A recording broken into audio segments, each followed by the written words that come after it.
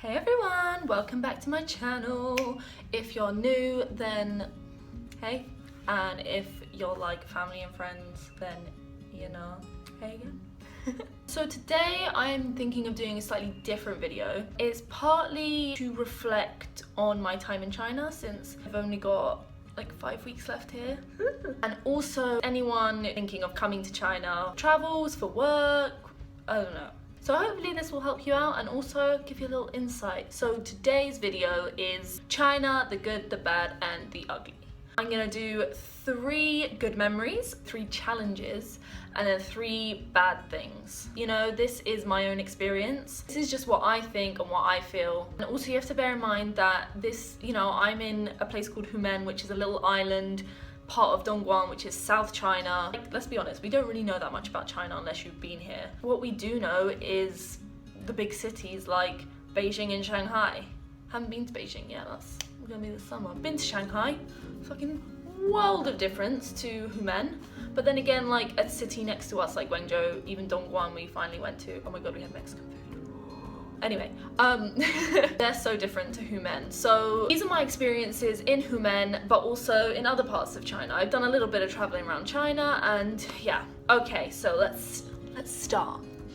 My first good memory is just the sheer number of amazing people that you get the opportunity to meet. So we made some really good friends with Lokchuk people. So Lokchuk is a coffee shop in Guangzhou. If you've watched my other videos, you already know that I love them. And the owner, Chuck, is amazing. He's so friendly. He taught himself English. He's incredible. And also one of our friends who, I don't know if she works there, if she just hangs out there all the time, but her name's Louisa and she's amazing. And then we went there for Christmas, and well, not for Christmas, but they had a little Christmas party, and then we met a girl called Ella, and she's really nice. So she did like half a year of her university in Wisconsin in America, and she's come back now, she's back in May, and we're gonna do hopefully a little meetup sometime soon. But like, I only visited Lokchuk maybe like 4 times, but we feel like such good friends. And Ella we only met once, and like, I don't know, it's so weird.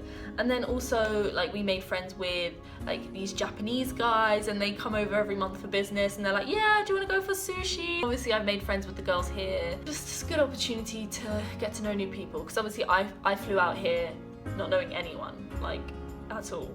So, but I mean, I don't really see that as a problem. It's like going to uni, you know you're gonna make new friends. My second good memory thing is that, like, personally, I didn't come to China to learn Mandarin. I came here from part of my placement year, but especially in Humen, like, nobody really speaks much English. But basically it forces you to literally have to learn Mandarin.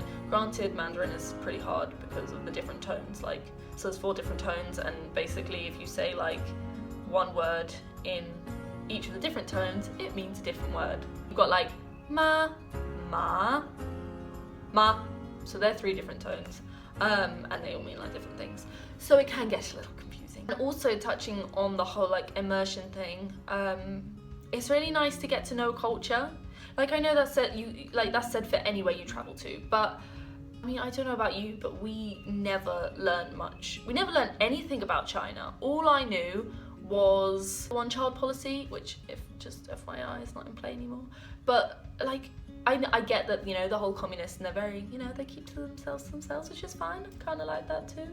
Well, I don't know, maybe. Anyway, you can pick up a book or go on the internet, but people just generally don't know much. So it's been really eye-opening to be able to immerse myself in a culture, and one so different as well. Like, my third good memory is the fact that I can be so independent here. I'm from London, and I flew like on a plane by myself, which I've done before, but for a lot of people they haven't, and that can be quite scary. I know my first time was. Didn't know anyone here, didn't speak a lick of the language. I don't know, it's just, I like being able to have my own space and make it my own and do things on my own. Granted, certain things like I just can't bother to do, and some are harder than others, and I won't bother, but I do enjoy doing stuff for myself and by myself. So it's been really amazing to see how I've coped with being so far away from friends and family. So I've been home once, and that was during Chinese New Year. I was home for about 10 days.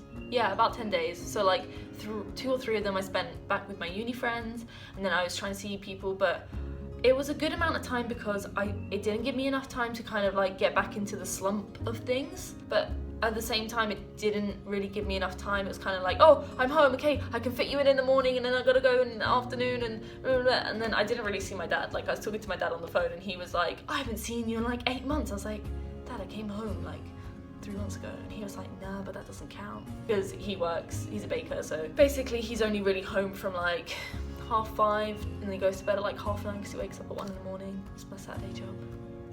So I had maybe one Sunday with him, and then like my parents are divorced, so I got to stay at mum's for like a day or a night. I didn't really get to see anyone. It was enough to like give me a little bit of, you know, home comforts for a bit, but it wasn't really enough to, you know, I ran out of words, I'm sorry. But yeah, like it's just nice to be able to let myself grow. Like, a lot of people haven't even left the country. I mean, I know I've done a little bit of traveling, and I think that just the more you travel, the more you grow, the more you see the world, the smaller the world seems. But yeah, definitely opens your eyes a lot more. And also I think that the fact that China is so, you know, it was so closed off, that we take a lot of, as a native English speaker, we take a lot for granted. We take the fact that you can go to, it doesn't even have to be Europe, you could go to any other country and you're almost guaranteed, especially touristy areas, find a touristy restaurant or a hotel that has English and signs in English, food in English, someone speaking English. In China, you don't have that guarantee. Granted, Shanghai, they speak a lot more English, and it is becoming more of a thing in China now where people want to be fluent in English, but especially in Humen, you know, you go to places and they don't know anything. And it's good because it pushes us to learn, you know, how to order in Chinese. So I guess it's a whole going outside of your comfort zone thing. There's always going to be a comfort zone you need to go out of, and even if you do, there's going to be another thing that you're going to have to step out across that line. But to be fair, when I found out about the opportunity for China, it never really scared me. It was like, oh my god, it's a big thing, but it was never like, it wasn't daunting. It was just exciting. I don't know, I like traveling, so I guess that's just me. Right, they were my 3 good memory attribute things. Now we're going to go to 3 challenges. Okay, number 1, squatter toilets. Right, if you have no clue, they are popular in Asia, but they pretty much the go-to mode of excretion in China. They're basically a hole in the ground and you have to squat. I'm not talking a normal squat, I'm not talking a gym squat, I'm talking like a duck squat. Do you know your duck squats? Okay, that's what you gotta do. And also, if you've seen that BuzzFeed video, like, can you Asian squat? And basically, it is a thing that Asian people can squat very low. I can do it. Don't know if I'm Asian. I mean, I could be, not gonna lie. Some people say I look, I get Arabic and Indian a lot. Anyway, but a lot of people just can't. I'll demonstrate. Here is your demonstration. Right, so most people think this is a squat. Like that? No, you gotta go all the way down. Basically, that is how you wee and poo. And that's pretty much everywhere, unless you go to a hotel, most hostels, some restaurants, it depends. Newer places are starting to get Western toilets, and yes, they are called Western toilets, but train stations, public toilets, they're not very nice. I mean, no public toilets are nice, but public squatters. Oh my god, when we went to Guilin, so we went to like a gas station toilet. Now, as you can imagine, I mean, I've been there, okay? If you need to go for a wee and a poo, like, it takes all the concentration in the world to aim, okay? It's not easy. If you're a man, it probably, well, actually, would that be harder? I don't know. But anyway, some of them aren't even just holes in the ground. Some of them are like this long slot in the ground and you got to squat over it. Sometimes there's divides that are only like this high, so people are looking, and because you're a foreigner, they're gonna be like, oh my god, like, what does a foreigner look like? How do they pee? And anyway, just be prepared, Google it, have a little look, see if you can Asian squat, see if that's a thing. If it's not, work on your flexibility or work on your aim. I don't know, maybe get a shiwi. Also, in a lot of public toilets or restaurants, toilets in the malls, they tend not to have soap, like our school just doesn't provide soap in the toilets, or toilet paper. So bring your anti-bac or your soap with you. They have sinks, but you know. And bring toilet paper, okay? If you go to restaurants or like eating areas, because you get a lot of like outside barbecue areas and they have public toilets, they will give you tissues on the table and you can usually just nick them. My next challenge goes out to anyone who, for whatever reason, follows a specific diet that is not just any food. So for me, when I was back home, I was vegan. It's really difficult because obviously being vegan means a lot to me. But if I can't be 100% on my diet and on my lifestyle, then I can't call myself a vegan. I'm not gonna say I'm something I'm not. So I had to admit, whilst I was here, that I was not in full control of my food. Because even when I came here for the summer program, they gave us food in a packaging. I opened it and it was just meat. And I was like, I'm vegetarian. And they were just like, okay. I was like, I don't eat meat. And they were like, just pick the meat off, there's vegetables and rice underneath. And I was like, that's not the point. Like, I don't want the flavor and the juices of the meat and the idea. But it's not a thing here. Like, everyone eats meat here. If you get certain foods, even soup or ramen, like, they will cook, a lot of the time they'll cook the stock in with meat. And they're like, oh, you know, there's no meat in it. But for me, that is a no-go. Like, you wouldn't do that back home. So basically, I had to accept that I couldn't be completely vegan here.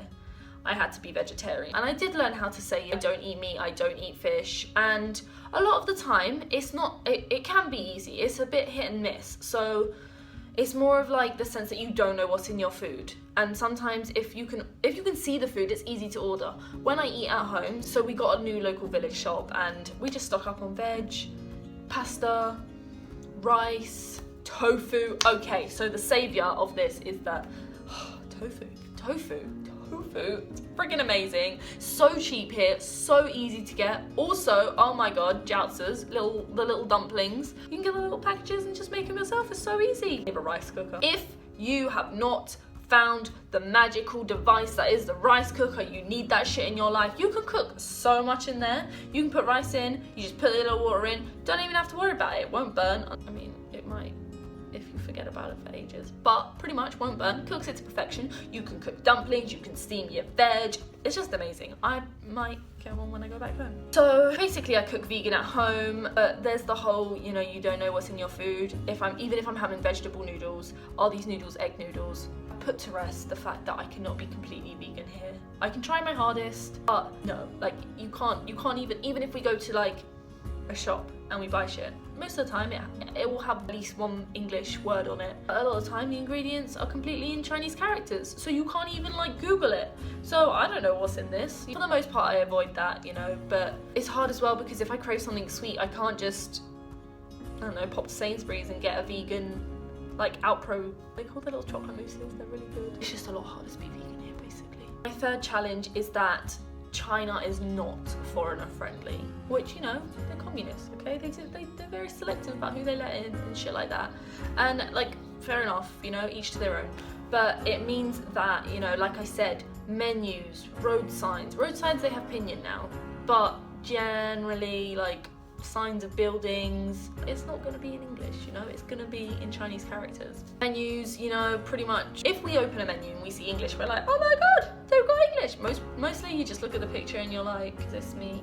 Ordering a taxi or ordering takeout is like is the biggest like feat you could do. Like, it's hard. It's not an easy country to come to and just be like, right, I'm gonna embrace everything. Yeah, you can embrace it, but it doesn't make it any easier.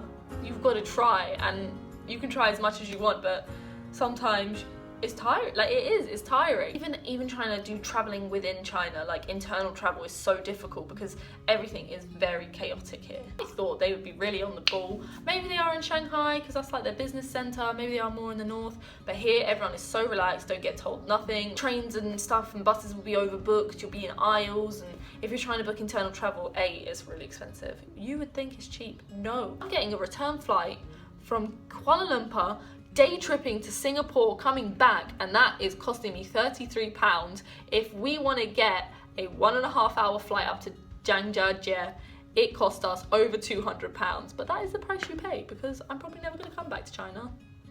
A sea trip So look that up if you're looking to come into China. But also, it's just so difficult. You have to have like they have Chinese ID cards, and like nobody speaks English, and you're just like, where do I go? What's going on? It's good if you have a friend, a Chinese friend, who can tell you all this stuff. Yes. I want to link this with also this weird kind of mindset that, like, this is personally my opinion. I feel like this kind of mindset where we're like Marmite. They either love us or they hate us. We are either equivalent of a celebrity or like this thing that shouldn't be here. So the whole celebrity thing is that strangers will come up to you and they will tell you you are beautiful. They will ask to take a picture. Even if you say no, in Chinese you can't take a picture, they will slyly take one. Like, you'll always be asked, or you'll just see someone get their phone out and taking pictures. Don't know what they're doing with it, but that's what can be annoying. Fair enough, the odd picture. When I first came here, I was like, that is their culture, that's them, embrace it. Some people were freaked out. They were like, why the hell would they want a picture with me? But in a lot of countries, people would be like, oh my God, let's get a picture. But it got to the point when we were in Zhangjiajie and we were trying to enjoy our holiday, and we couldn't walk a few steps, and people were like, and some people just sit down and start snapping, and you're like, no, like, personal space, what are you doing? So it can be a bit rude and a bit annoying. It's not all bad, like, just the whole foreigner. A lot of people haven't seen someone who's not Chinese before. The whole fact that you're not Chinese pretty much instantly makes you beautiful, which has become a bit of a null term now. Like, you'll hear it a lot and it's very meaningless. Like, also you'll have like, we've gone out to clubs and like made friends, and like you've met them for one night, these guys, and they'll be like, I love you, and you're like, mate, who are you? But it's the whole culture thing as well. It's a very different culture. Now I've got my 3 bad experiences. So the first one is homesickness. Now, I've been in China for coming on to 9 months now, so I've got 1 month left. I am not one to get homesick. I don't. Oh my God, I love being in uni, love the whole independence thing. Like, I've got friends who go home every weekend and they're like, Raf, why are you not home? And I'm like, I don't want to be home. Like, I love my family and I love my home, but you know, uni's fun, Bath's cool. There's been 2 times when I've like, not had a breakdown, but I've really felt like, this isn't the same, I want to be home right now for this. The first one was Christmas. Don't think you realise how family orientated it just is. Like, you don't even have to have massive parties or anything, but it's just the fact that you're not with your family at such a like cozy, caring, food, warm time of the year. We went to Hong Kong and it was the simplest thing that we sat in a Starbucks on top of Victoria's Peak and they were playing Michael Bublé's Christmas album, and we were sipping like some, I don't know, Christmas blend probably. Mine was probably just black coffee if I'm honest. And I was just sitting there and I was like, oh my God, it's December. I finally feel Christmassy. What the hell?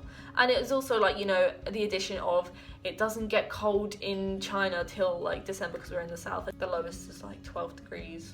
And that's at night. I'm like, that's a really cold day. That's a freezing day. But pretty much stays like just under the 20s for like maybe a month.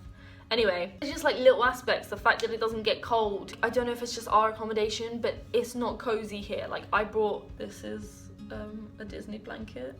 This is probably the coziest thing that I own. We had a really fun Christmas. Like, we cooked together, we made a roast, we made mulled wine, we watched The Grinch and Home Alone and stuff like that. And we had to really make it Christmassy though. The girls brought a Christmas tree. And we did open, like, we got each other a few presents, which was cute. Tip, if you're trying to get stuff outside China in, not use Royal Mail because that will just, no. Was it my first video? Dad sent me something.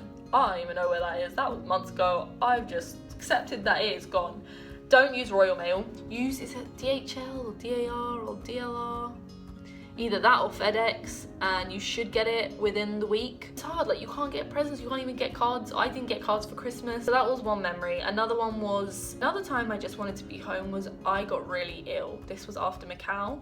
I got really, really ill. I was run down, I had no sleep, super ill. And it was just that thing where it was like, I want to be home in my bed, central heating, because that's not really a thing here in China. I want like mum or dad to cook me like a hearty, like Greek or Italian food. And I don't even like, I don't like people like smothering me. I really like my own space. But you know, mum and dad are different. My second bad experience is culture shock. Now, this term gets thrown around a lot, I think, and I don't feel like it should be, the term shock I guess it's got a double meaning, because you think you land and you're like, oh my god, everything's so different, there are neon signs of characters, I can't read anything, like everyone looks different. You think that would be culture shock, but it's not. Culture shock for me was about 2 months in, and it was like a slow like seeping into my bones that like, this is not where I'm from. Like, I embrace everything, right? I will take anything, I will take it with a pinch of salt, but I was like, this place is so different to what I know. Little things like, it's so hard to get foods that you fancy. Granted, I freaking love Chinese food and I will eat any food anyway, but sometimes you just really crave something and you can't get it. People have been like, oh, have you got a Chinese boyfriend out there? And I'm like, no, the culture's just so different. They have different norms, different ideals, different ideas of how they want to spend their weekend. Going out to a club, oh my god. Right. In Humen, we have a few clubs and they freaking love like this weird electric rave music. You get a few English songs and then they'll like remix it and it's just really bad. And I just wanted a really good night out and I was like, I'm kind of over it now. Like, but there was a time when I was just like, I want to go home. Not go home, but like, I want life to be easy again. And like little things, the fact that, you know, Brits are really overly polite, you know, and here, no. I mean, but that could be the same said for America and like other places, you know. My last bad experience is time differences. Now, I still don't really have a massive problem with it, but it is inconvenient sometimes. So if you wake up and you've had a bad night's sleep, you've slept on something, an idea, and you're like, shit, I still feel bad about it. Anything, you wake up and you're like, I need to talk to someone. You can't, everyone's asleep. China is 8 hours ahead. So check your phone and like, yeah, you might have some messages from when you were asleep, but you go to reply and no one's awake. And so like, if you're having a bad time, you need to talk to your mum, your dad, your family, your friends, you have to wait till like late afternoon, which is really hard, especially if it's your birthday or if it's your friend's birthday or Christmas. We couldn't wake up and go and like wish our family a Merry Christmas because no one was awake. And then you were like, shit, what time is a good enough time to be able to call my family? Time difference is hard. It's not, but it is. Like, it's those things where you need a little slice of home and you just can't get it at certain times, you know? So they are my 9 idea experience things, and I hope they were enlightening and that they helped anyone who's watching this video in case they want to come to China. Kind of want to end on a high note. I just want to say a few things that I will miss about China. One thing is Chinese barbecues and the fact that you can get food at literally any hour of the night. I've been for a Chinese barbecue at 4 in the morning and it was great. That's another thing, is that places here just don't close. Like Starbucks just doesn't close till like 11 here. Like any coffee shop just doesn't close. Most coffee shops are actually bars as well that serve food and they just stay open till like, I don't even know. If you make friends and they take you out food, they tend to know the owners because everywhere in China is just owned by like families and shit. And they'll just be like, because they know the owners, you just stay there till like early hours of the morning. It's great. Another thing, pineapple on a stick. Who knew? They have these little like tools and they take out the little corky bits and then they like whack it on a stick, put it in some like, I don't even know if they put it in just water, some put it in syrup water, makes it even sweeter. It's probably not good for wasteland, but who cares? It's delicious. Oh, 3-hour lunch breaks. You heard me. I have work from 20 past 8 in the morning and I finish at 11:30 and I don't have to go back into work till like 2:30. It's great. I don't know how I'm gonna go home and only have like, what's like a normal lunch break? It's like half an hour, maybe an hour. Depends where you're working, what you're doing. It's completely normal to nap in your lunch break. Like, you're supposed to do that. Yeah, so I'm gonna miss those. I hope you enjoyed this video. If you did, you know, give it a thumbs up. Subscribe. Let me know if you want to know anything more about China. I'm happy to talk about it. I know it could be quite like a mysterious topic. I'm going to be putting new videos up every Thursday. You can follow me on Instagram, Snapchat. I will put that in the comment section below. Ooh, do I look tan?